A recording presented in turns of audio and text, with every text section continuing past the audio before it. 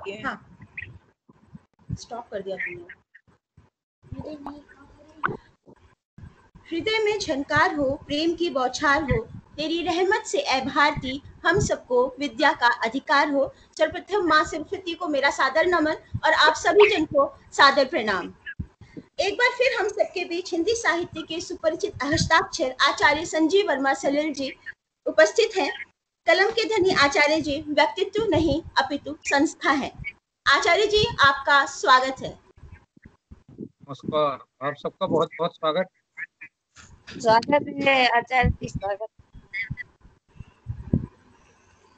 पिछले साक्षात्कार में हमने बहुत सारी बातें आचार्य जी की जानी, उनकी पढ़ाई लिखाई, उनका पहला लेखन, उनकी बुआ से उनका प्रेम भाव और भी बहुत सारी चीजें। आज हम शुरू करते हैं। आजादी के 74 वर्ष के बाद हिंदी को हम कहाँ देखते हैं? आचार्य जी, हिंदी कहाँ दिखती है आपको इस समय? हिंदी आपके हृदय में दिखती है।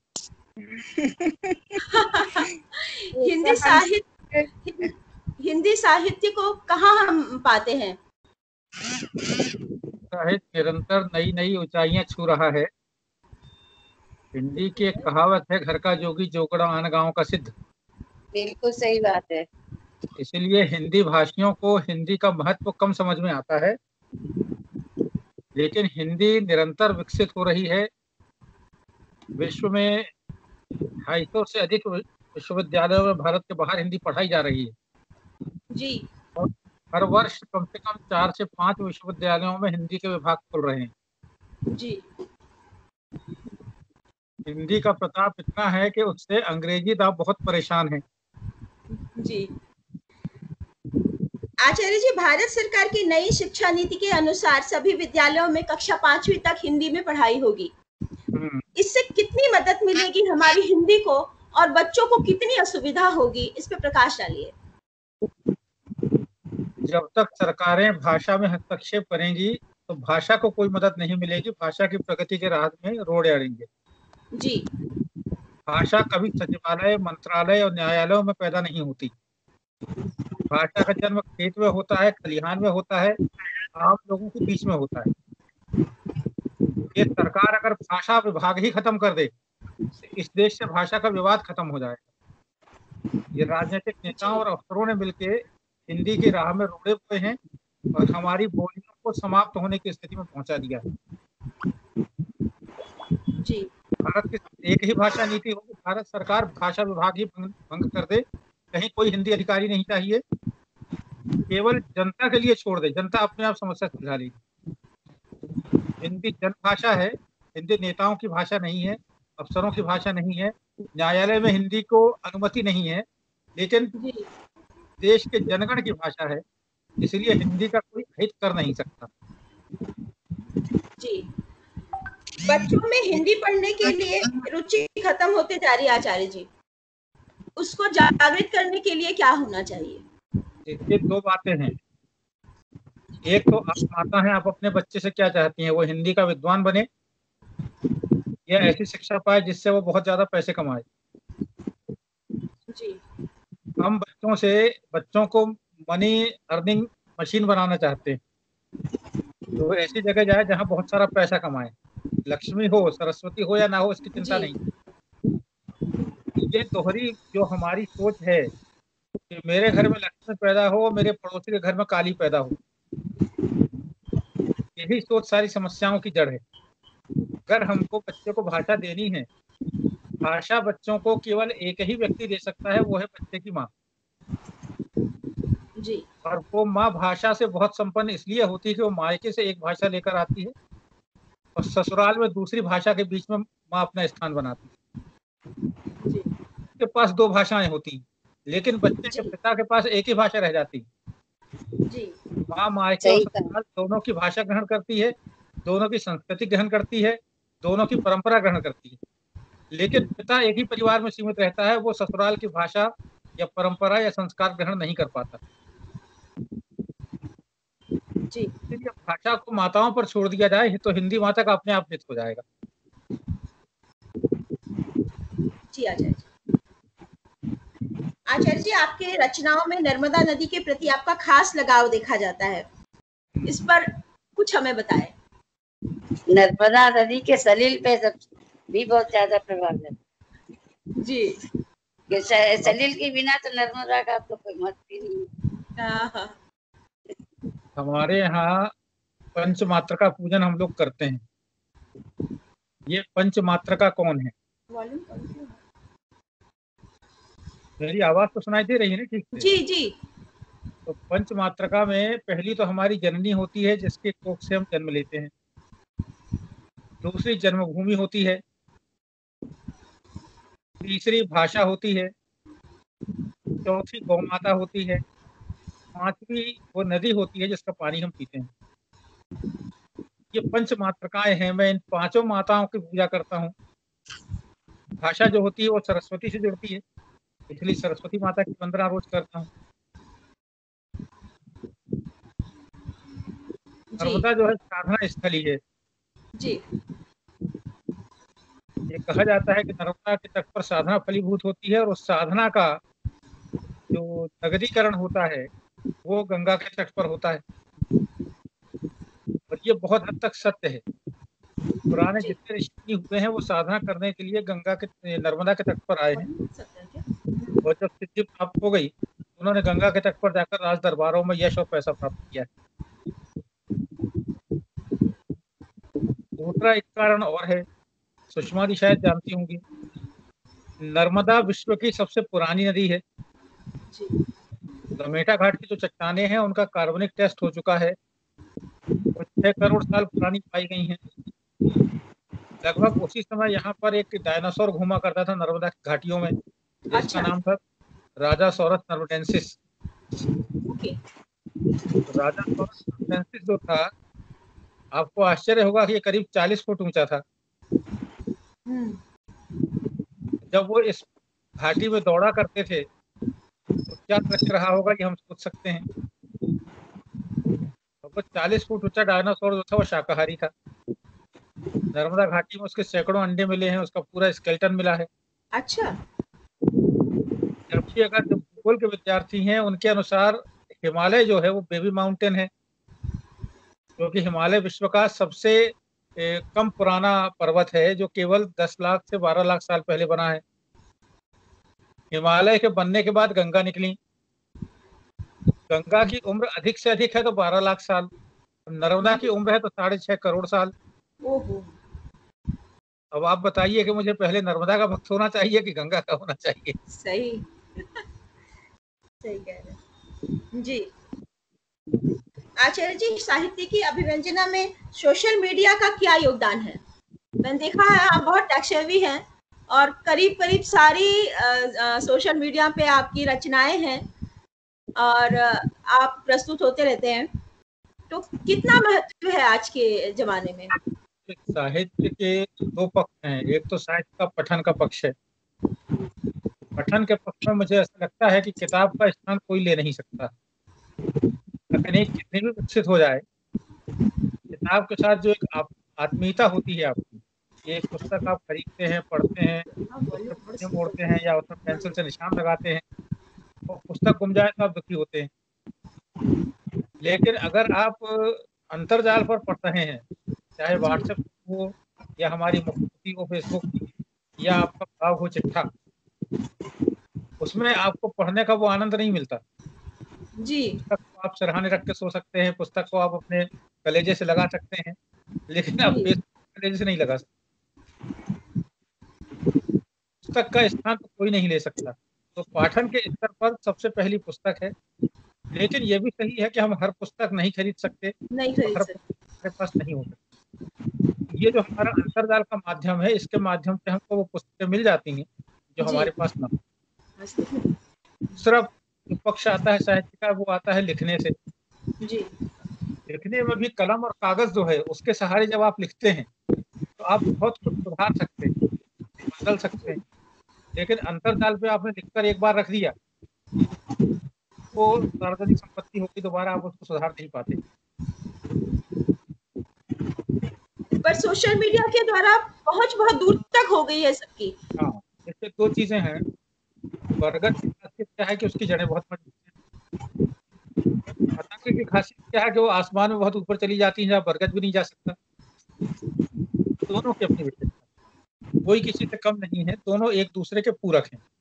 जी अंतरजाल पर हम आज हैं, तकनीक है, तो हम और आप आमने सामने बैठकर बात कर रहे हैं। जी अगर ये नहीं होता तो आज का जी हमारा ये आयोजन नहीं हो पाता। बिल्कुल। तो निश्चित तौर पर तकनीक बहुत उपयोगी है, लेकिन किसी एक को दूसरे से स्थानापन्न नहीं कर सकते। इस तकनीक को पुस्तक की जगह रख दें, पुस्तक को तकनीक की जगह रख दें, ये नहीं हो सकता। दोनों का उपयोग हमें करना चाहिए, और साहित्य और भाषा दोनों के संवर्धन के लिए, और सबसे बड़ी चीज कि हमारी सामाजिक समरसता और हमारे एक दूसरे से सहकार और बंधुत्व के लिए तकनीक का हमें उपयोग करना चाहिए। जी एक बहुत सुंदर गीत मैंने हाल ही में सुना आपका, इसमें गूगल में डाल रखा है शायद, कुछ ऐसा साल, कुछ ऐसा हो साल नया जैसा अब तक नहीं हुआ। हम्म अगर आप साल सुना नया सकें हम सबको। ऐसा अब तक नहीं हुआ। मुझे स्मरण तो इसलिए नहीं है क्योंकि मैं लगभग प्रतिदिन रचनाएं करता हूँ। 2-4 लाइन। तो मैं आपको सुना देता हूँ जो गीत अभी मेरे पास खुल रहा है। हाँ ठीक। ये इस मौसम का गीत है, बरसात का। पल में बारिश, पल में गर्मी, गिरगिट सम रंग बदलता है, यह मौसम हमको चलता है। पल में बारिश, पल में गर्मी, गिरगिट सम रंग बदलता है, यह मौसम हमको चलता है।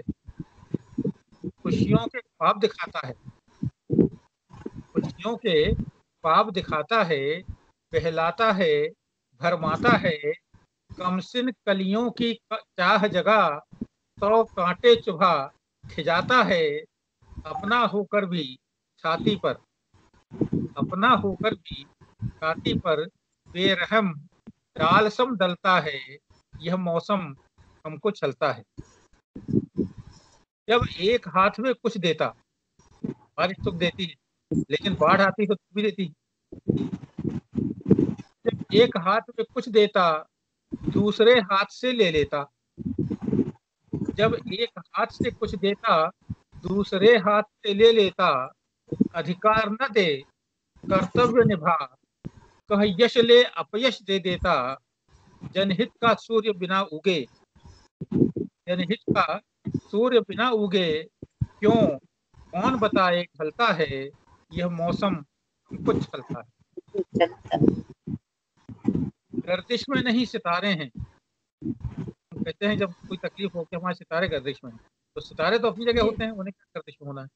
गर्दिश में नहीं सितारे हैं, हम तो अपनों के मारे हैं। गर्दिश में नहीं सितारे हैं, हम तो अपनों के मारे हैं। आधे इनके, आधे उनके, कुटते पिटते बंजारे हैं। घर वाले ही घर के बाहर, घर वाले ही घर के बाहर, क्या ऐसे भी घर चलता है। यह मौसम हमको चलता है, यह मौसम हमको चलता है। बहुत बहुत सुंदर, बहुत सुंदर, बहुत सुंदर, बहुत सुंदर। बहुत सुंदर। लेखन की समस्त विधाओं में आप लिखते हैं आचार्य जी, आपकी पसंदीदा विधा क्या है?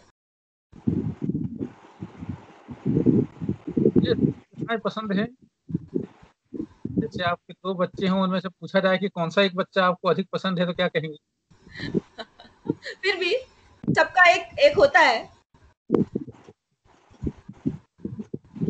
ये तो जितने लोग मुझे देखते होंगे जानते हैं कि मैं रोज दोहे लिखता हूँ। जी तो निश्चित तौर पर दोहा मेरा सबसे प्रिय छंद है। हाँ, यही मैं कहने वाली थी कि तुम्हारा सबसे पसंद है, वही मेरा भी हो गया। दोहा मुझे इसलिए सबसे अधिक प्रिय है कि दोहे में अभिव्यक्ति की अपार संभावना है। आप जो चाहें वो दोहे में कह सकते हैं, कहीं कोई प्रतिभा नहीं है, और लिखने में कोई परेशानी नहीं है दोहे में।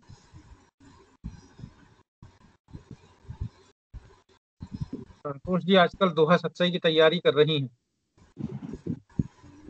उनको दोहा अब लिखना शुरू किया, मुक्तक गीतिका भूल गई। दुआ लिखना शुरू किया, मुक्ता गीत का भूल गए, अब दुआ दुआ रटते ही दुआ ही दुआ हो गए।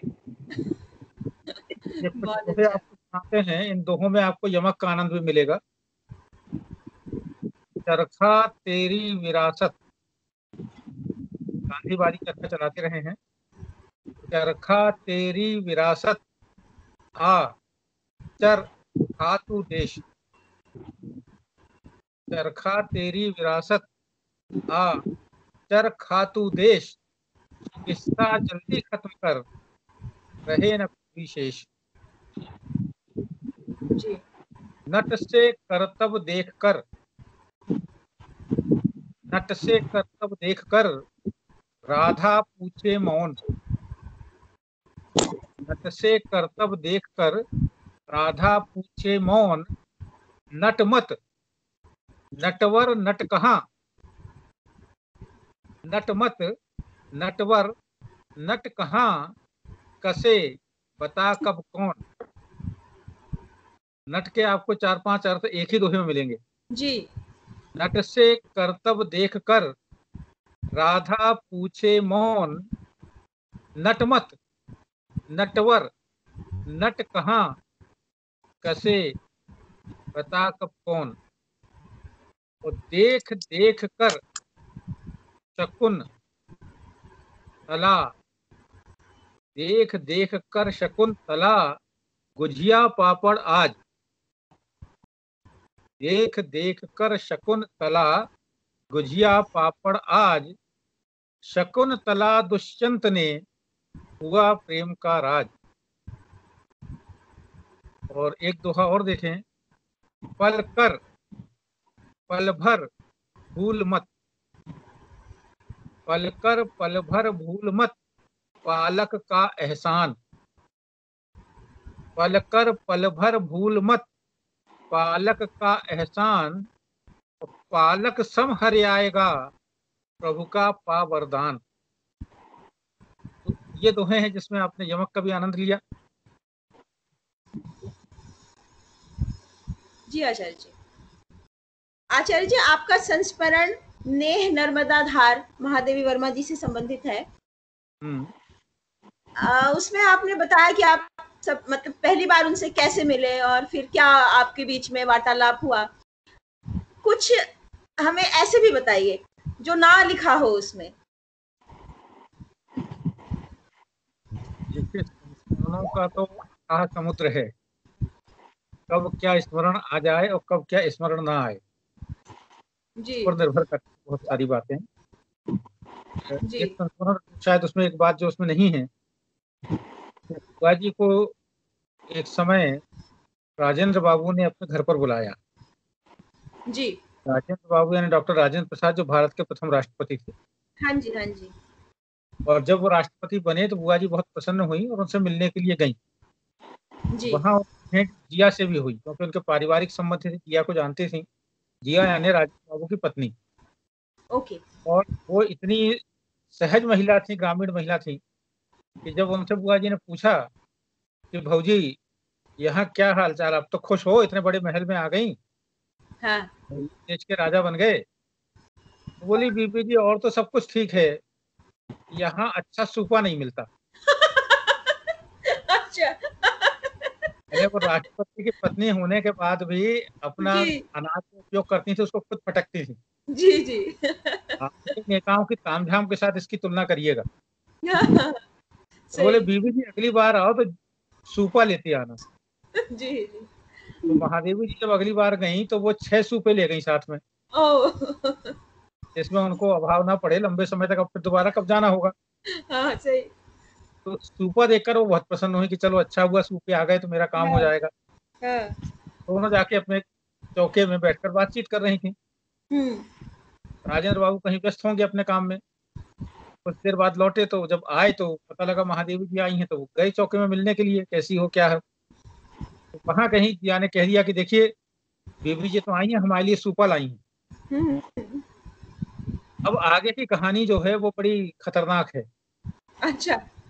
राजेंद्र बाबू ने जब पूछा कि सूपा लाई है तो बोले हाँ। तो उन्होंने तुरंत जो है पीछे मुड़ के चौकीदार से कहा कि वो खजांची को बुलाओ। हाँ। तो जो ट्रेजरर था राष्ट्रपति भवन का, वो खजांची बुलाया गया, जो हम्म। स्टोर मेंटेन करता था। राजेंद्र बाबू बोले, देखो ये 6 सूपे आए हैं उपहार में, इनको ले जाके सरकारी खजाने में जमा कर दो। अब यानी महादेवी जी को काटो तो खून नहीं हो, जिया अलग पर, अरे ये तो मेरे लिए आए, मैंने। हाँ। तो बोले भाई देखो, मैं देश का पहला सेवक हूँ, हाँ। और यहाँ जो भी आता है वो देश का होता है। जी। यहाँ रहकर तुम अपने लिए बुला नहीं सकती, अगर तुमने बुलाया और उन्होंने लाया तो ये देश का हो गया। तो ओहो। उन्होंने रुपए सरकारी खजाने में जमा कर दिए। अच्छा। यानी एक संस्मरण से आप देखें कि उनकी सादगी जी। और राजेंद्र बाबू की ईमानदारी, ये ईमानदार। इंतहा। आज बिल्कुल। आप कभी कल्पना भी कर सकते हैं कि ऐसा हो? बिल्कुल। ऐसे जाने वो कैसे लोग थे।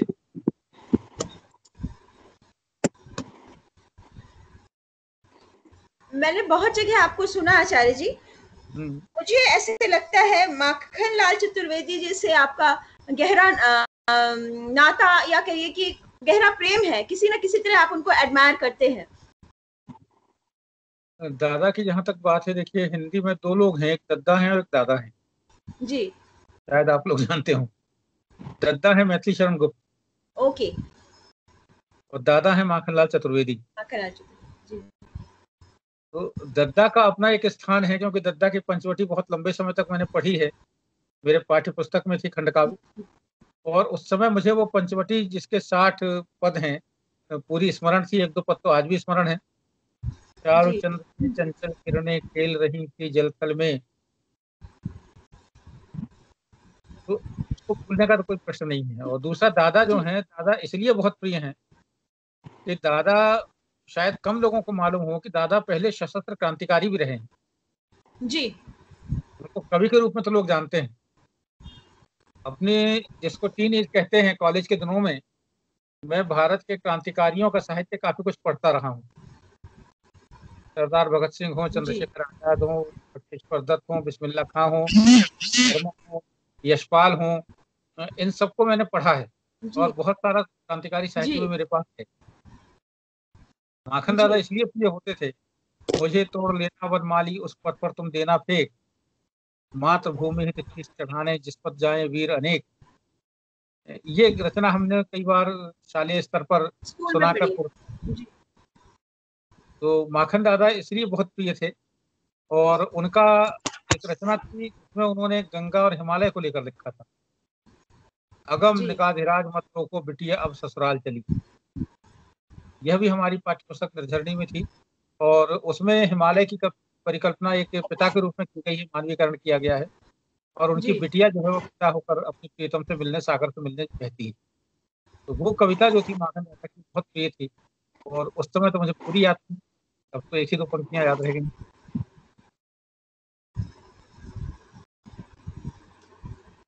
जी। आचार्य जी, आजकल आजकल क्या, आप तो करते ही रहते हैं, बोलियां कितनी जरूरी है, बोलियों का विकास कितना जरूरी है हमारी राष्ट्रभाषा हिंदी के लिए? आपको माँ है? ये सवाल इसलिए क्योंकि धीरे धीरे लोग बोलियां छोड़ते जा रहे हैं, गांव तक ही सीमित होते जा रही हैं बोलियां। मैं यही तो पूछा था कि आप माँ है ना, जी। तो बच्चे को घुट्टी में दूध पिलाते हैं ना अपन, जी। जी। क्या बच्चे बच्चे का दूध पीता है?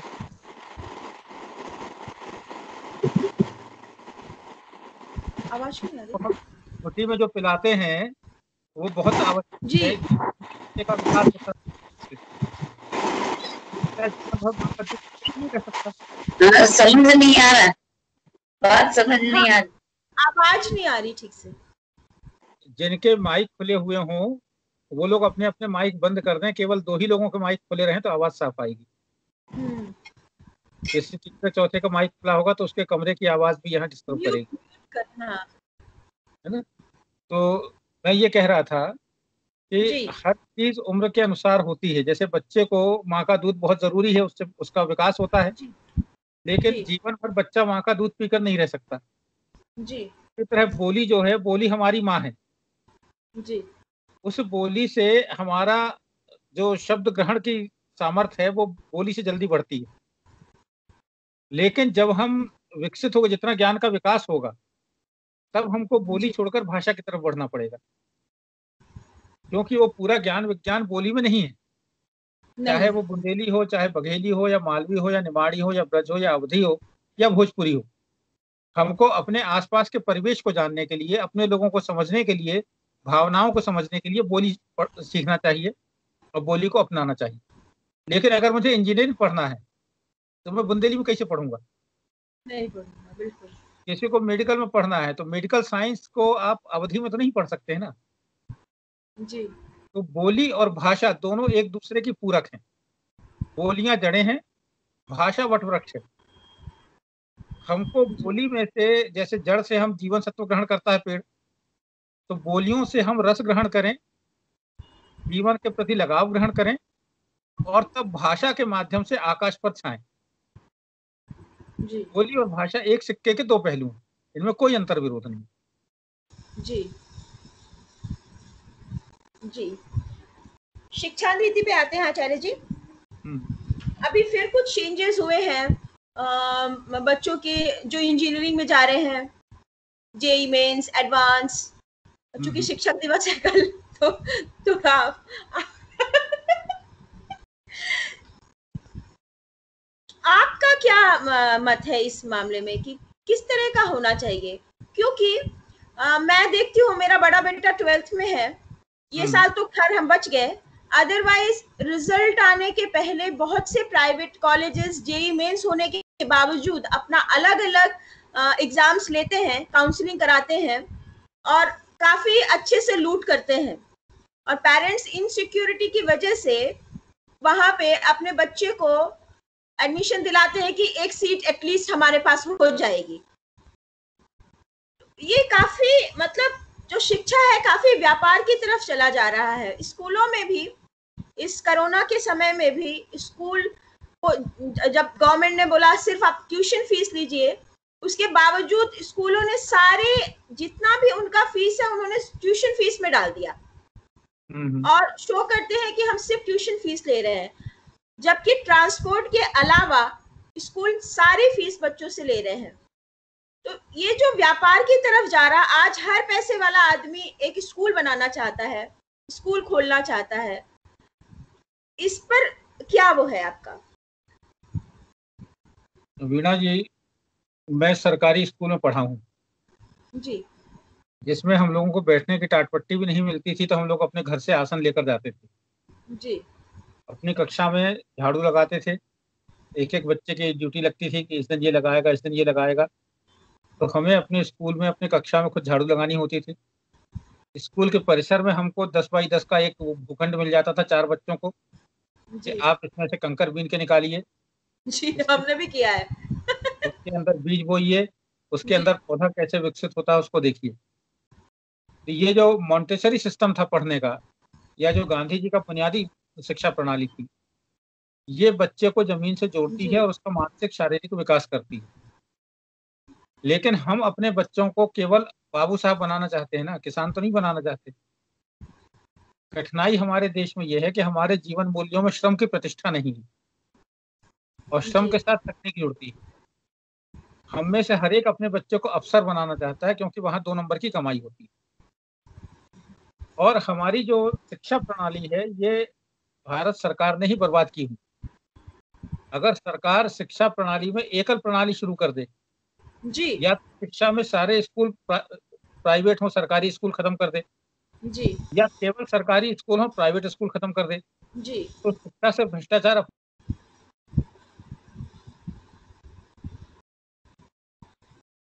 आवाज नहीं आ रही।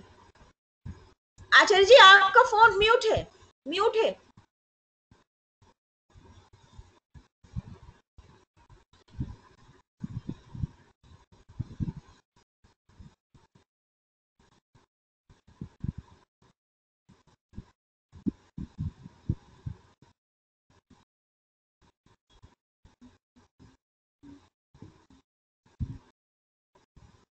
तपस्या है? तपस्या ऐड थी क्या अभी? लेफ्ट कर दिया। तपस्या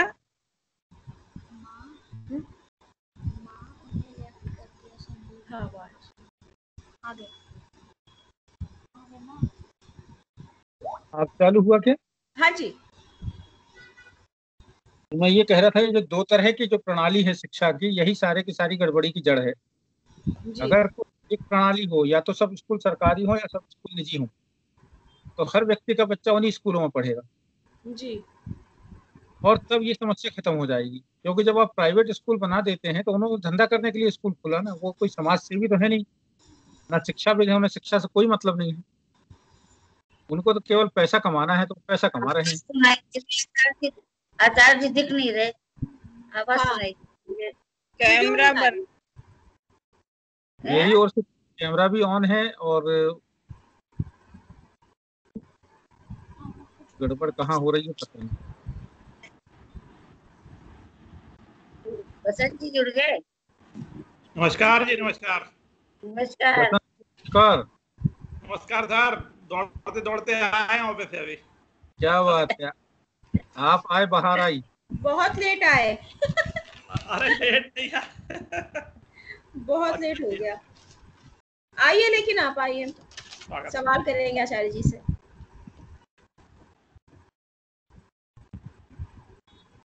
हाँ दीदी मैं हूँ, मैं भी लेट हो गई। एक्चुअली ज्वाइन ही नहीं हो रहा था, पता नहीं वो स्काइप अपडेट हो रहा था और उसमें टाइम लग गया। हाँ, अब ठीक हुआ क्या? अनम्यूट जी जी। बसंत जी, सुषमा दीदी आपकी आवाज नहीं आ रही है। हाँ, आप भी म्यूट हो जाओ तब्बू। म्यूट कर दो। म्यूट कर दो, सुषमा दी म्यूट कर दो। इतना लेट आ, 6:15 बजे।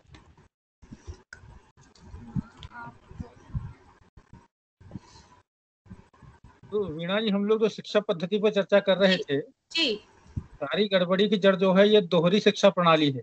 जी अगर सारे स्कूल या तो प्राइवेट हो जाएं या सरकारी रहें, जी कलेक्टर का बच्चा और चपरासी का बच्चा एक ही स्कूल में, एक ही क्लास में, एक बेंच पर बैठकर पढ़ेगा।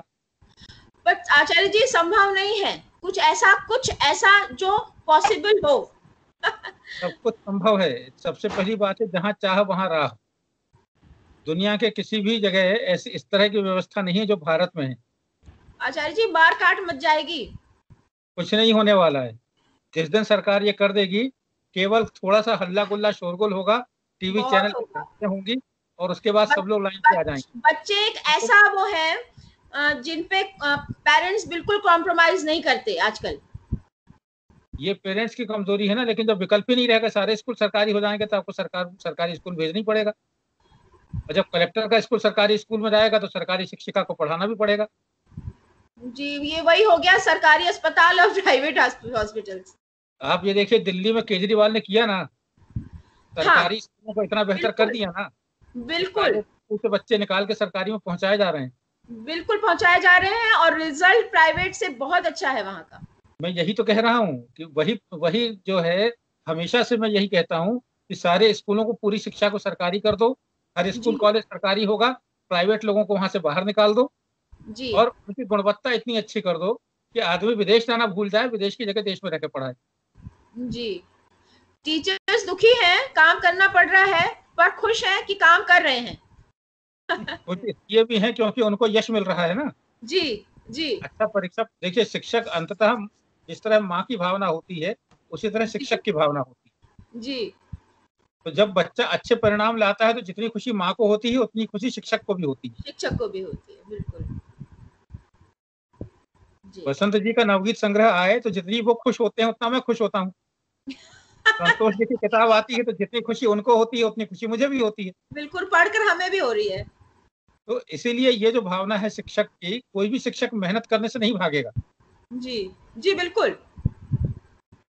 यहाँ दो जगह हो रहा है कि शिक्षक का भी शोषण हो रहा है। प्राइवेट इंजीनियरिंग कॉलेज में मध्य प्रदेश में एक्चुअली 7,000 और 10,000 रुपए में इंजीनियरिंग कॉलेज का प्रोफेसर पढ़ा रहा है। पढ़ा रहा है, बिल्कुल आप बताएं कि 7 और 10,000 रुपए में कैसे वो अपने दो बच्चों के साथ परिवार पालेगा। बिल्कुल और फीस बच्चों से 1 से 1.5 लाख ली जा रही है। और वो 7,000 रुपए 10,000 रुपए भी दिए जाते हैं, तो उसके ऊपर शर्त है कि तुमको इतने बच्चों को एडमिशन कराना पड़ेगा। कराना पड़ेगा। ओहो। तो वो बेचारा कॉलेज से निकल के गांव-गांव में भटकता है कि मैं बच्चों को लेकर आऊं तो एडमिशन कराऊं, तो मेरी नौकरी जी बचे अगले साल। जी जी तो बुरी क्या स्थिति करेगी सरकार अगर उन स्कूलों कॉलेजों को बंद कर दे प्राइवेट में? यही तो कह रहा हूँ। जी, पालकों का शोषण बंद हो जाएगा, शिक्षकों का शोषण बंद हो जाएगा। बंद हो जाएगा। जैसे इंदिरा गांधी जी ने एक दिन में सारे बैंकों का नेशनलाइजेशन कर दिया था। जी सरकार एक बिल लाए, सारे स्कूल कॉलेजों का नेशनलाइजेशन कर दे। हाँ, बिल्कुल संभव है। क्यों नहीं हो सकता? बिल्कुल संभव है। अगर ऐसे कर दे तो बिल्कुल संभव है, एक साथ। फिर सरकार हिटलर हो जाती है ना आचार्य जी, कहते हैं हिटलर है, पूछते नहीं। है, आप जो है 15 मिनट के अंदर सारे नोट बंद कर सकते हैं, बिल्कुल कर सकते हैं, और किया। स्कूलों को नेशनलाइज नहीं कर सकते। क्या पता कुछ चल ही रहा हो। आप जो है एक दिन चाहें तो स्ट्राइक कर सकते हैं, लेकिन आप इंडिया का नाम भारतवर्ष नहीं कर सकते। जी ये तो आपकी प्राथमिकता है ना, आप किसको प्राथमिकता दे रहे हैं। जी समस्याएं बड़ी नहीं है, समस्याओं को हमने बड़ा बनाया हुआ है। जी जी आचार्य जी, आपकी रचनाओं में से कुछ सुनाइए। आप बहुत अच्छा गाते हैं, मतलब आप बहुत अच्छा गा के सुनाते हैं। नहीं, मुझे गाना बिल्कुल नहीं आता। बसंत जी जानते हैं कि मेरी परफॉर्मेंस बहुत खराब होती है।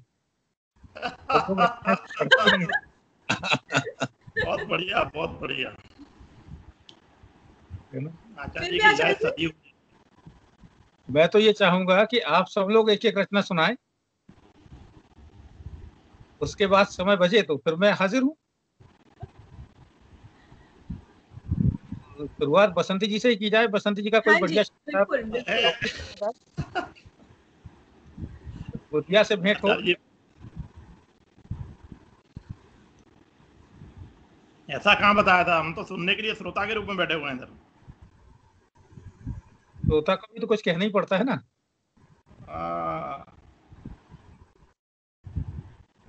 आंटी जी, आंटी जी देखिए चुपचाप बैठ के देख रही हैं।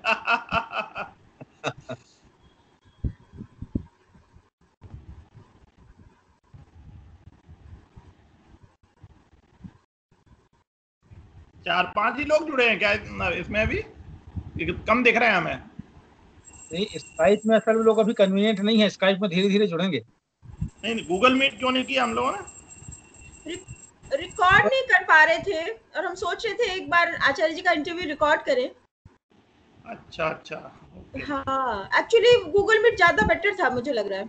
हाँ, गूगल मीट ही बेटर होता है, उसमें अच्छा है गूगल मीट। उसमें रिकॉर्डिंग के लिए उसका शायद वो वर्जन लेना पड़ता है, गूगल क्लासरूम कुछ करके होता है उसमें शायद होता है। हाँ, वो बेटर था, मुझे भी आज लग रहा है। एक दिन फिर घेरेंगे आचार्य जी को छुट्टी के दिन। ये चाइना वाला ऐप है ना? जी, स्काइप चाइना का है? स्काइप नहीं, जूम है, जूम। अच्छा, जूम है चाइना का। जूम है। हाँ, स्काइप तो चाइना का नहीं है, स्काइप तो अच्छा है वैसे। स्काइप हमारा बहुत पुराना है। हम लोग धीरे धीरे अभ्यस्त होते जाएंगे स्काइप के भी, दोनों का उपयोग करें, कभी जूम का कभी स्काइप। एक्चुअली लोग करते नहीं ना। बसंत जी। जी जी, मैं ढूंढ रहा हूँ, एक मिनट। पहले से तैयारी नहीं थी ना, तो मैं ढूंढने की कोशिश कर रहा हूँ। तो तब तक मैं समय का उपयोग कर देता हूँ। हाँ जी, बिल्कुल। स्वागत है, स्वागत है। क्या सुनना चाहेंगे, दोहे के गीत? गीत, दोहे तो खत्म हो जाते हैं। दोहे तो हमेशा रहते ही हैं। मतलब गीत सुनेंगे, पर अब थोड़ा लंबा। बिल्कुल बिल्कुल, गीत सुनिए। स्वागत है, स्वागत। गीत आपको सुना दिया जाएगा, आपकी फरमाइश पूरी की जाएगी। चलिए एक गीत सुने, आशावादिता का गीत है। जी, स्वागत है। उठो सूरज, उठो सूरज, गीत गाकर हम करें स्वागत तुम्हारा। बहुत बढ़िया। उठो सूरज, गीत गाकर हम करें स्वागत तुम्हारा।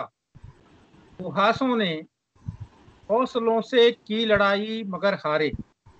सुहासों ने हौसलों से की लड़ाई मगर हारे। ओहरे उषा किरण के तेज के सम्मुख विचारे, और हंसी चिड़िया झूम कर गाये प्रभाती पुलक द्वारे। बहुत बढ़िया। ये राई नोन कोयलिया नजर गाकर उतारे, बांध तोरण हंस तोते काग बगुले मोहते मन। रुको सूरज बांध मुट्ठी हम करें स्वागत तुम्हारा। सूरज बांध मुट्ठी हम करें स्वागत तुम्हारा। बहुत बढ़िया। गीत गाकर हम करें स्वागत तुम्हारा। बहुत बढ़िया। और एक दूसरा शब्द चित्र देखें। बजी पैजनिया नवेली ने उठाया दौड़ लल्ला। ये वास्तव में जब मैं छिंदवाड़ा में पति था तो अपनी एक साइड की ओर जा रहा था, जीप में बैठा हुआ, और एक मजदूर की झोपड़ी का जो दृश्य था वो इस पूरे स्टंजा में है। बहुत बढ़िया। कि बजी पैजनिया नवेली ने उठाया दौड़ लल्ला, विदा होते सजन को दे चाय सुत छोड़े न पल्ला। एक मजदूर जा रहा है काम पर, वो चाहती है उसको चाय दे दे और जिद करके उसका पल्ला पकड़वा है। कि बजी पैजनिया नवेली ने उठाया दौड़ लल्ला, विदा होते सजन को दे चाय सुत छोड़े न पल्ला। बजा हूटर रुके कैसे सांवरा ना है निठल्ला। राम राखे सांझ लौटे ले सुनहना काल छल्ला। झुको सूरज विदा देकर हम करें स्वागत तुम्हारा। उठो सूरज गीत गाकर हम करें स्वागत तुम्हारा। उठो गीत गाकर हम करें स्वागत तुम्हारा। बहुत सुंदर। बसंत जी। हाँ जी, मैंने ढूंढ लिया है, मैं सुनाता हूँ आपको। पहले एक गीत सुनाता हूँ। इसमें सेंड कर सकते हैं क्या वॉइस रिकॉर्ड? सबके ही मन को भाता है जी, सबके ही मन को भाता है, प्यारा प्यारा गांव फिर भी तो अब तक पिछड़ा है, राज दुलारा गांव। सबके ही मन को भाता है, प्यारा प्यारा गांव फिर भी तो अब तक पिछड़ा है, राज दुलारा गांव। धोतिया छोड़ भले बुदिया ने पहनी उतरी पैंट। ये प्रतीक देखें कि धोतिया छोड़ भले बुदिया ने पहनी उतरी पैंट, मगर दूर है पगडंडी से कंक्रीट सीमेंट। मगर दूर है पगडंडी से कंक्रीट सीमेंट। पक्की छत को तरस रहा है अपना न्यारा गांव। पक्की छत को तरस रहा है अपना न्यारा गांव। और एक अगला बंद देखें इसका कि सूखी नहर खेत हैं प्यासे, सूखी नहर खेत हैं प्यासे, फाइल में दरखास्त।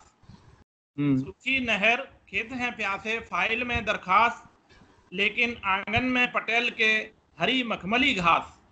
लेकिन आंगन में पटेल के हरी मखमली घास, आते जाते रोज दूर से देखे सारा गांव। आते जाते रोज दूर से देखे सारा गांव।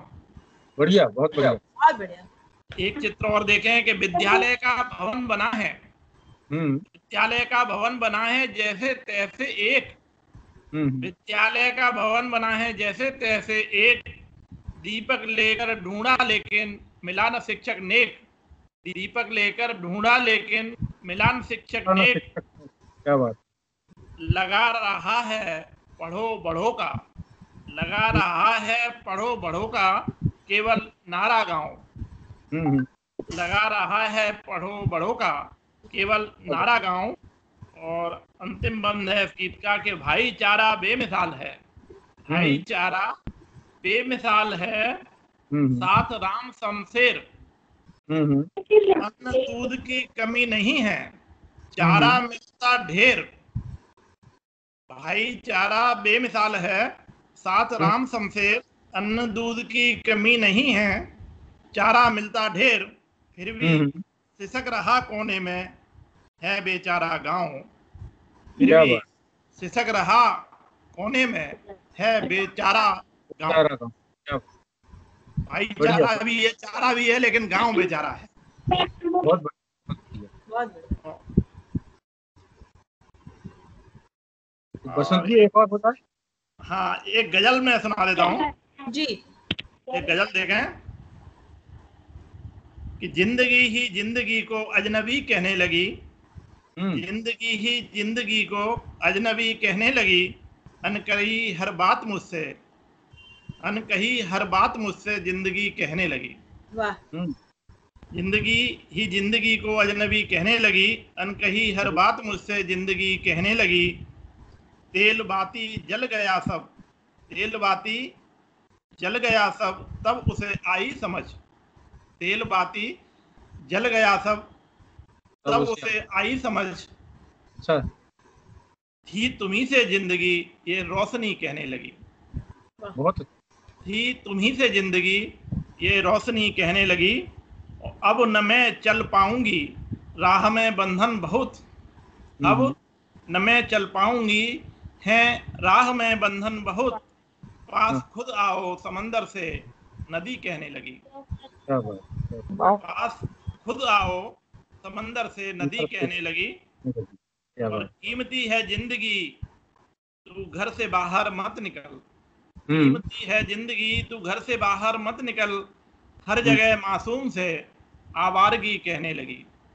बहुत अच्छा, बहुत अच्छा। हर जगह मासूम से आवारगी कहने लगी, और क्या कमी है दुश्मनों की आज मेरे देश में, क्या कमी है दुश्मनों की आज मेरे देश में, आदमी से आदमी की दुश्मनी कहने लगी, बहुत अच्छा। आदमी से आदमी की दुश्मनी कहने लगी, और बोलने में हो गए नाकाम जब उसके अधर, बोलने में हो गए नाकाम जब उसके अधर, तब हृदय की बात आंखों की नमी कहने लगी, बहुत बढ़िया। तब हृदय की बात आंखों की नमी कहने लगी, और अंतिम है इसका कि हो गई मशहूर फिर से इस जमाने में गजल, हो गई मशहूर फिर से इस जमाने में गजल, बात जनता की जुबान में शायरी कहने लगी, बहुत बढ़िया।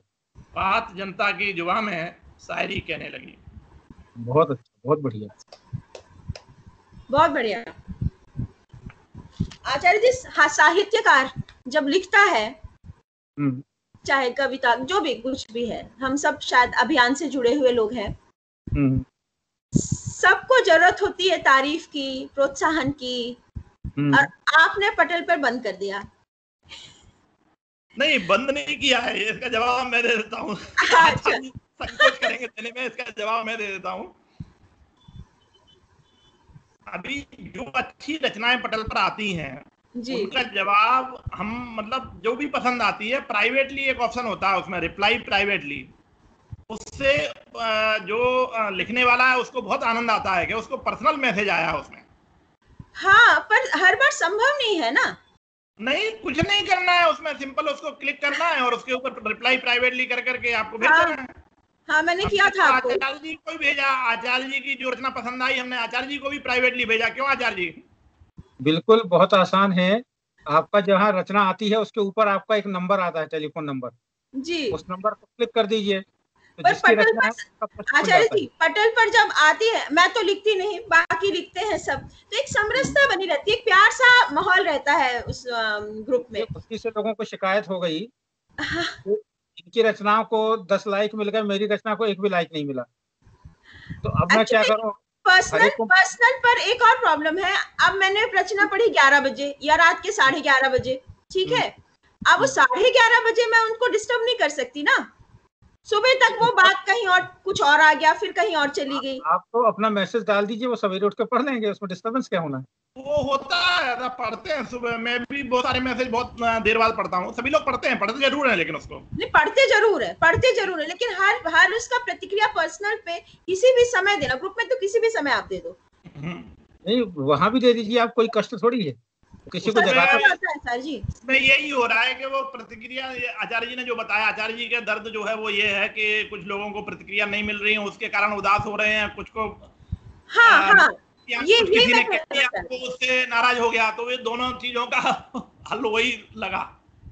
अच्छा क्या है, कोई एक नाराज होके चला गया, वो एक का पर्सनल मामला था, यहाँ सबकी बंद हो गई। विचार कर सकते हैं और है। आचार्य जी, विचार कर सकते हैं, दोबारा से विचार कर सकते हैं उसमें। नहीं, एक कठिनाई और है, खासकर जो बुजुर्ग लोग हैं उनकी, जी कि उनके मोबाइल पर एक दिन में 700-800 जब पोस्ट आती हैं, जी तो लोग बहुत परेशान हो जाते हैं। और जिनके मोबाइल छोटे हैं, जिसमें मेमोरी कम है, जी जी, हाँ उनके ये भी मोबाइल हो जाते हैं, गर्म हो जाते हैं, उनका चार्ज खत्म हो जाता है। है। जी जी दिन भर में रचनाएं तो 20-25 आती हैं, जी, लेकिन पोस्ट 800 आती हैं। तालियां 800 आती हैं, ठीक ठीक। जब आप उन पोस्टों को बांट देते हैं, तो आप देखिए ये तालियां बजाने वाले कम हो जाते हैं, बिना रचना को पढ़े लाइक करने वाले कम हो जाते हैं। कम हो जाते हैं, नहीं पर्सनल पढ़ के चैट- लाइक तो पढ़ती होती है पर कम हो गई। नहीं पढ़ के नहीं है, कई बार मैं देखता हूँ फेसबुक पे कि जैसे ही डाली 1 सेकंड के अंदर लाइक आ जाता है। हाँ वो कुछ लोगों के अपने लोग होते हैं, 1 सेकंड के अंदर, वो सिर्फ जैसे नाम देख के क्लैप करते हैं। जैसे आपने 3 मिनट की ऑडियो पोस्ट की और 1 मिनट में ही उसका रिप्लाई आ गया, प्रतिक्रिया आ गई, तो उससे क्या समझा जाए? हाँ ये भी है, सही है। ऐसा भी बसंत होता जी, एक अनुभव और करके देखें।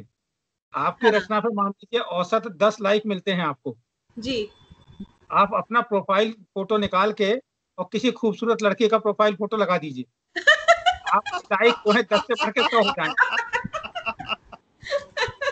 इसी रचना पे 10 से बढ़कर 100 लाइक हो जाएंगे। हाँ ये बड़ी विचित्र चीजें हैं। देखिए ज्ञान मिल रहा है। आचार्य जी ऐसा ज्ञान क्यों दे रहे हैं आप? लेकिन उसे लाइक की निस्सारता बता रहा हूँ कि वो लाइक जो होता है वो रचना पर नहीं मिलता है। जी मेरा उसमें लोग मानना ये है कि जो रचना प्रतिक्रिया की हकदार है उसको प्रतिक्रिया निश्चित रूप से मिलती है। कई बार लोग फोन भी करते हैं आपको, मतलब कई बार मैंने देखा है लोगों के फोन आ जाते हैं, आप तो प्रतिक्रिया की बात छोड़ दीजिए, फोन करेंगे नहीं आपकी, हमको ये रचना बड़ी अच्छी लगी, बिल्कुल बिल्कुल होता जुड़ते है। हैं आपसे। अच्छा है ना तू। ऐसा मेरे एक होता पर्याप्त बजाय 10 के। मुझे अपने जीवन का सबसे बड़ा जो पुरस्कार मिला जी वो आज से 10-12 साल पहले मिला। एक रचना मैंने कुछ लिखी थी जो कहीं छपी, जी तब इंटरनेट तो उतना नहीं था, और जी। मुझे बस्तर के किसी गांव से एक बच्चे ने फोन करके कहा कि मैंने आपकी रचना इस पत्रिका में पढ़ी थी, वहां से नोट की, उसको याद किया, और हाँ। अपने स्कूल में मैंने 15 अगस्त को सुनाई और मुझे पहला पुरस्कार मिला। ओहो, सक्षम की कविता बहुत पसंद आई आचार्य जी, और सक्षम को बाय हार्ट याद है। स्कूल में क्या बात। टाइम लिमिटेशन था इसलिए इसने 2 ही स्टैंजा किया था, हाँ हाँ। पर वो बहुत पसंद आई सबको। सक्षम कहाँ है, आज हम उससे सुने। सक्षम निकल गए यहाँ से। सक्षम सक्षम है में। सक्षम तो नाम ही सक्षम है, फिर नहीं आजकल पूरे घर में हिंदी हिंदी चलते रहता है, वही कविता पूरे टाइम। कितनी अच्छी बात है। हिंदी से जुड़ना चाहिए, हिंदी जरूरी है, जुड़ना भी चाहिए। अभी 1.5-2 साल पहले मैं पलामू गया था, तो श्रीधर द्विवेदी जी के घर पर ही रुका था, उन्होंने घर पर ही व्यवस्था की थी। जी उनकी एक छोटी सी पोती है, परी नाम है उसका, जी और जब मैंने उनको अपनी नवगीत संग्रह काले संक्रांति का भेंट किया, तो उसने कहा आप ये बब्बा को कौन सी किताब दे रहे हो? तो मैंने कहा बेटा इसमें कविता है। तो बोले लाओ मैं पढ़ूंगी। उसने खोलकर एक नवगीत पढ़ना शुरू किया, बोले ये तो बहुत अच्छा है। हाँ हाँ। और आपको आश्चर्य होगा कि मैं वहां 3 दिन रुका था, उसने 1 दिन के अंदर उस नवगीत को पूरा याद कर लिया। ओहो, तो मैं जब वो साहित्य कार्यक्रम से लौटकर वापस आया रात को, तो बोले मैं आपको तो गीत सुनाने के लिए जग रही हूँ अभी तक, हाँ, हाँ, हाँ। और उसने मौखिक वो गीत सुनाया। नहीं जब वो बोलते हैं ना तो मुझे लगता है कि वो कितना पहले, जब शुरू में मैं उनको 1-2 बार सुनाई, फिर उनको लर्न करने के लिए कहा, फिर आप वो हाँ। देखो मतलब इतना उनके जुबान में वो चिपक गई है सारे वर्ड्स, और वो तो अब जरूरत नहीं पड़ती, वो कंटिन्यूअस गाते रहते हैं, तो अच्छा लगता है मुझे। तो वही बात है कि बच्चों को अगर हम उसका अनुभूति कराएं, मुझे वो परी से अनुभव हुआ, तो मैंने उनको कहा श्रीधर जी को कि आप तो इतने अच्छे छंद शास्त्री हो, आपके इतने सारे गीत हैं, तो बोले मेरी कोई गीत थोड़ी पड़ती है। घर की मुर्गी दाल बराबर। अच्छा लिखते हैं। और जो सॉलिड गीत होते हैं, इंसल्ट। क्या है कि बच्चों को जो चाहिए उसे जो गीत याद किया, देखिए वो गीत मैं सुनाता हूँ आपको। जी ये एक छोटी सी बच्ची जो 8-9 साल की है, उसने याद किया।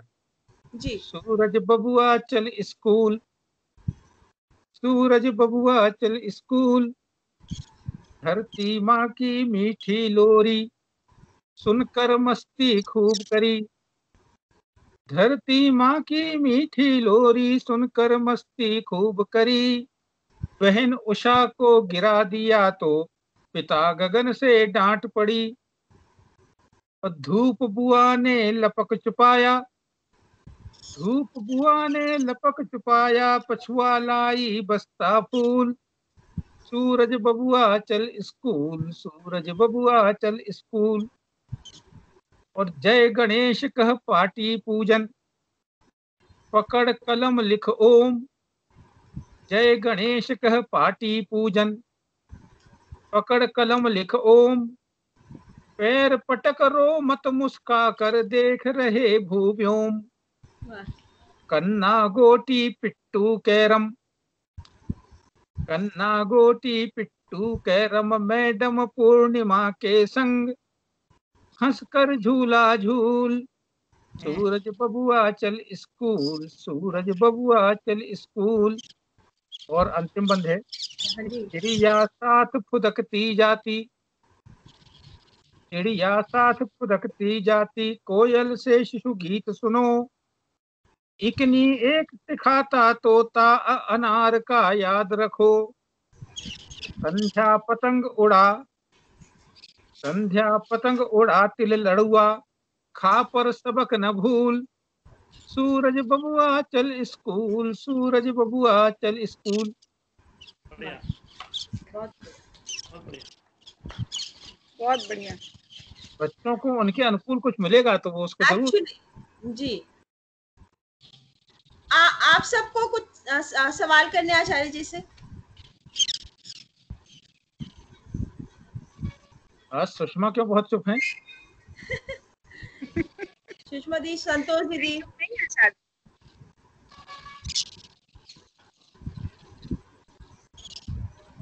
संतोष जी से कुछ म्यूट सुन है लिया आप, जाए।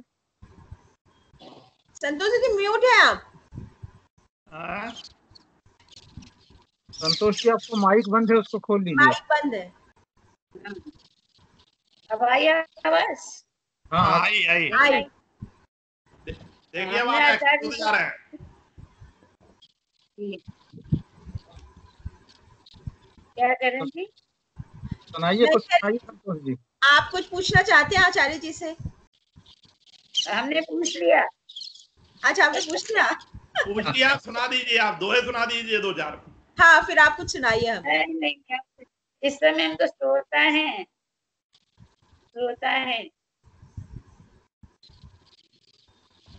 आप सुनाओ। वीणा जी आप सुना। मैं तो लिखती ही नहीं हूँ।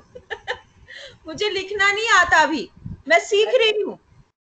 बहुत अच्छी जिसको बात है। लिखना नहीं आता वही तो सबसे मौलिक मैं लिखेगा। आप लोगों से सीख रही हूँ और बहुत धन्यवाद है आचार्य जी का। पता नहीं कहाँ से ढूंढा मुझे। लेकिन मुझे आचार्य जी मिल गए और आप लोग मिल गए। आचार्य जी जिसको मिल गए तो समझिए सब कुछ मिल गया। जी, मैं कोशिश कर रही हूँ, लिखूंगी इसका मैं। हाँ पूरा जी, जो है आचार्य वो जी के मेहनत से ही हम तो यहाँ तक पहुँचे हैं।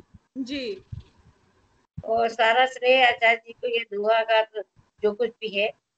और पहले जो कुछ लिखा, बिना हमने छंद के, छंद मुक्त रचनाएं लिखी, जी मुक्तक गीतिकाएं लिखी, लेकिन छंद की बात, मात्रा पाई गिनना, दिमाग खराब हो गया शुरू जी। में। हाँ, समझ में नहीं आता था कि सही तो है, इस पे कमी क्या है।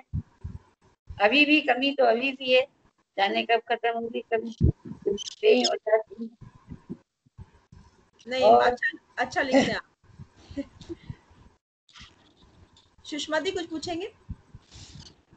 नहीं नहीं पूछना, पूछो पूछो, बस बस कुछ भी पूछो, पूछ बोलियो लिया। कि मत पूछो, हम्म, अपनी बोलियो। बोली तो अब आगे क्या बनी है, रही है।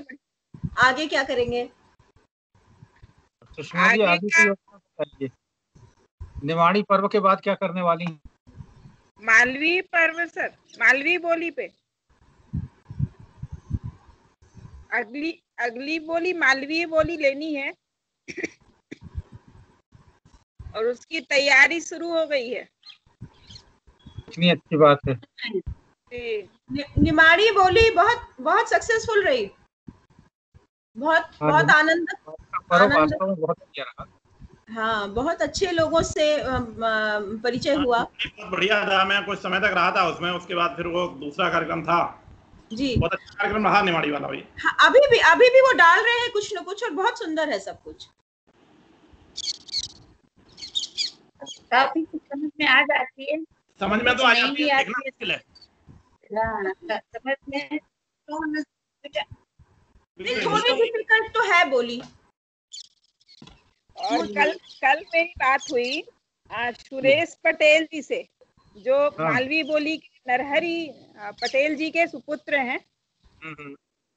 उनको कौतुक जी ने बताया होगा पटेल के बारे में, तो वो बात करने के पहले उन्होंने बोला कि बहुत बहुत बधाई हो आपको। अच्छा, इसलिए बोले आप लोग बहुत अच्छा काम कर रहे हैं और मुझे कौतुक जी ने सारी डिटेल्स बता दी हैं और मैं पूरी तरह से तैयार हूँ। जो भी आपको जरूरत चाहिए होगी मुझसे वो आप बताएंगे, हम सारी व्यवस्था करेंगे। सदाशिव कौतुक जो को मैं कह चुका हूँ वो पूरी मदद करेंगे और भी जी लोगों को आपसे जोड़ेंगे। जी जी। सदाशिव तो कौतुक की मदद करेंगे। ये और हमारा तो हमको हाँ, भी आगे बोलियां उसको आने वाले किसी संडे को फिर ले लेंगे। देते हैं, देखते सब कुछ देते हैं। कुछ बोल रहे हैं संतोष दीदी? हाँ, जी, मैं तो कह रही हूँ आचार्य जी को तो जाने कौन कौन सी बोलियां आती हैं, सबके ऊपर लिख देते हैं। हाँ बघेली पे लिख रहे हैं इतना अच्छा आजकल। बहुत ही बिल्कुल। ज्यादा। और देखिए वो कौन चली थी मुकरी, और कहे मुकरी, और जाने क्या क्या है, तो पढ़ पढ़ के कुंडलियां दिमाग बहुत बहुत शानदार होती कुंडलियां आचार्य जी की, हाँ बहुत ही ज्यादा। समझ में आती, मुझे थोड़ी अच्छी लगती है। वो बहुत ज्यादा विस्तृत हो जाता है कि पढ़ते पढ़ते पढ़ते पढ़ते उसका अंत ही नहीं रह रहा, इतना लंबा लंबा लिखते हैं आचार्य जी। ठीक। मतलब रीड मोर ऊपर चढ़ाते जाओ, खिसकाते जाओ। रीड मोर, सही कह रहे हैं। अच्छा, मैं एक बात और चाह रही थी आचार्य जी। जैसे हमारे दिन बटे हुए हैं, सबका है, तो जैसे जिस दिन गद्य रहता है, बहुत सारे हमारे राइटर्स हैं, प्रेम कहानीकार हैं, उपन्यासकार हैं, उन पे भी हम चर्चा कर सकते हैं। निश्चित तौर पे गद्य के दिन भी कर सकते हैं, समालोचना के दिन भी कर सकते हैं, चर्चा हाँ, कर सकते नहीं। मतलब उनकी एक रचना उठाए हम, जैसे मान लीजिए वरदान है, वरदान सब पढ़ें, फिर उनका क्या वो है, उसको लेके क्या उनकी क्या सोचा, मतलब कैरेक्टर्स क्या है, उस पे एक वो करें, फिर देखते हैं कैसे, मतलब सब कितना समझ रहे हैं हम उन सब चीजों को, उस परिवेश को, जिस परिवेश में उन्होंने लिखा है, कितना क्या बोलते हैं, रिलेवेंट है वो आज के दौर में उनकी लिखाई। क्योंकि मुंशी प्रेमचंद जी की जो भी रचनाएं हैं कभी इररिलेवेंट नहीं लगती, असामयिक नहीं लगती।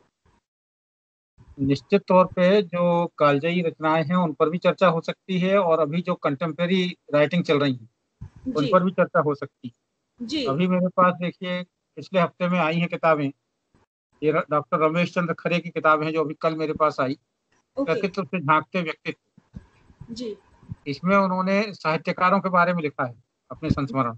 जी दूसरी किताब यह है अंधेरे में आँख, ये लघुकथा संकलन है अशोक भाटिया जी का। जी एक ही आया है सत्य तथ्य कथ्य गिरजेश नारायण जी का। आज जी अपनी चर्चा हो रही तो मैं यहाँ बैठा हूँ कायदे से, आज मुझे भोपाल वाली चर्चा में जुड़ना था जिसपे इस किताब पर चर्चा होना था, अच्छा अच्छा, ओह, लेकिन टाइम क्योंकि ये मेरे पटल का कार्यक्रम है इसलिए मुझे इसमें रहना जरूरी है तो मैं यहाँ बैठा हूँ। तो ये किताबें रोज आ रही हैं, लगभग मेरे पास हफ्ते में 2-3-4 किताबें आ जाती हैं। किताबें तो आपकी पीछे इतनी सारी हमेशा दिखती हैं, देखिए अभी कितनी किताबें दिख रही हैं। अभी शिव नारायण जौहरी जी की 5 किताबें आई हुई हैं। अब इन सबको मैं कैसे कब पढूं, एक तो विडंबना ये है, और फिर कब इन पे समीक्षा करूं। जी इन किताबों पर भी चर्चा हो सकती है, और सबसे अधिक उपयोगी यह होगा कि जी हमारे बीच के जो लोग किताबें लिख रहे हैं, जिनकी पांडुलिपियां जी तैयार हो रही जी। हैं, उन पर चर्चा हो सकती है। मेरा एक और सवाल था आपसे। हाँ। जैसे जो पुराने साहित्यकार थे, पहले भी कंपटीशन रहा ही होगा, प्रतिस्पर्धा आपस में, कुछ फेमस हो गए, कुछ कम फेमस हुए। आज के साहित्यकार हम्म। कितने अपनी जगह बना पाते हैं, हिंदी साहित्यकार? देखिए, आज हम लोग एक मरीचिका में जी रहे हैं। जी एक समय था कि जब कई सालों में एक किताब लिखी जाती थी, जी और एक किताब की प्रतिलिपि हाथ से तैयार होती थी, उसमें भी कई साल लगते थे। जी क्योंकि शिक्षा का प्रसार कम था, भोजपत्रों पर लिखा जाता था, तो एक एक किताब की नकल तैयार करने में कई जी कई साल लगते थे। जी उसके बाद जब ये दौर जिसकी हम चर्चा करते हैं, प्रेमचंद वगैरह का जब दौर आया, तब पुस्तक से बहुत कम किताबें आती थी तो आप पढ़ सकते थे। आज मैं समझता हूँ कि ये हो गई है कि साहित्य में भी कम से कम 50 किताब चाहिए। म्यूट म्यूट करो, अपने माइक म्यूट करो, नहीं सुनाई नहीं दे रहा है। सुषमा दी, माइक म्यूट करो। तो स्थिति यह है कि जब से जो ये प्रिंटिंग टेक्नोलॉजी इजी हुई है, जी मुद्रण की कला जब से और मुद्रण की तकनीक का विकास हुआ है, तब जी से इतना अधिक लिखा जा रहा है कि उस सब को कोई चाहकर भी नहीं पढ़ सकता। नहीं पढ़ सकता। मैं यही निवेदन कर रहा हूँ कि जब मैं विद्यार्थी था तो हम लोग अपने जेब खर्च के एक एक दो दो रुपए बचाते थे, और कई महीनों के बाद एक किताब खरीद के लाते थे। जी खुद पढ़ते थे दो दो तीन तीन बार, फिर दोस्त ले जाते थे, वो पढ़ते थे, भाई बहन पढ़ते थे। यानी उस किताब को कम से कम 10-20 लोग पढ़ लेते थे। हम्म, अब अगर मेरे पास ये रोज किताबें आ रही हैं तो सबको तो मैं पढ़ नहीं सकता। जी बहुत सी किताबें ऐसी रह जाती हैं जिनको ना मैं पढ़ता हूँ ना कोई और पढ़ता। जी ये जो आप विश्ववाणी हिंदी संस्थान का कार्यालय देख रहे हैं, जी यहाँ मैंने व्यवस्था बनाई थी कि 6-8 लोग आकर रोज पढ़ें, जी। लेकिन किसी के पास फुर्सत नहीं। फुर्सत नहीं है। तो अब हम जो लिख रहे हैं, चिंता का विषय यह है कि हमारे लिखने को अगर कोई पढ़ नहीं रहा, पढ़ ही नहीं रहे। हाँ तो लिखने का औचित्य क्या, छपने का औचित्य क्या? जी। आज तक मेरी कम से कम 50 किताबें आ जानी चाहिए थी, सामग्री सब तैयार पड़ी, अच्छा। लेकिन छपाता इसीलिए नहीं कि उसको क्या करूंगा छपा के जब कोई पढ़ेगा ही नहीं। किताब अगर कोई खरीदेगा नहीं, पढ़ेगा नहीं, तो उस किताब का औचित्य क्या छपाने का? जी तो आज इस संक्रमण के दौर में हम लोग हैं कि बहुत ज्यादा लिखा जा रहा है। जी लौकिक का मुखड़ा है एक मेरा कि जी पहले एक पसेरी पढ़, पहले जी एक जी पसेरी पढ़, फिर जी। तोला। हाँ मैंने पढ़ा है। तो जब तक आप एक पसेरी नहीं पढ़ रहे, आज तो क्या है, एक पसेरी लिख रहे हैं, पढ़ नहीं रहे तोला भर भी। पढ़ नहीं रहा कोई। जितनी भी गोष्ठियां होती हैं, या आमने सामने की गोष्ठियां हो या नेट पर गोष्ठियां हो, हर आदमी अपनी बात कहना चाहता है एक्चुअली हाँ। और सुनना किसी की नहीं चाहता। हाँ वही। ये बहुत बड़ी विसंगति है आज की तारीख में।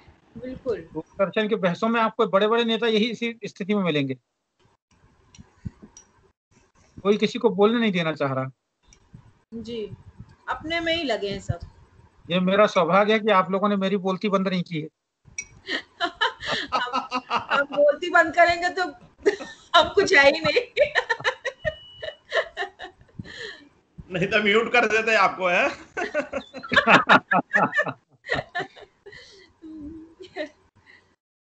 नहीं, असल में बोलती बंद करने के लिए एक बहुत अच्छा सुपात्र मिला हुआ है ना। हाँ। जी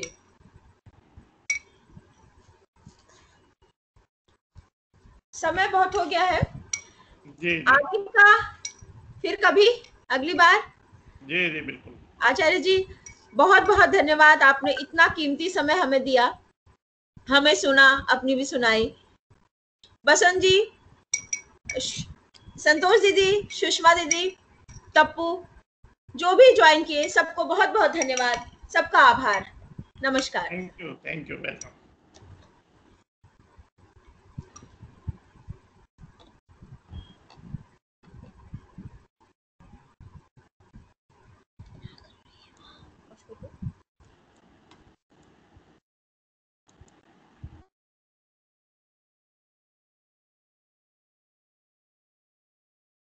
अब ऑफ कर दो, गए सब। सुषमा दी, हाँ सुषमा दी बोलो।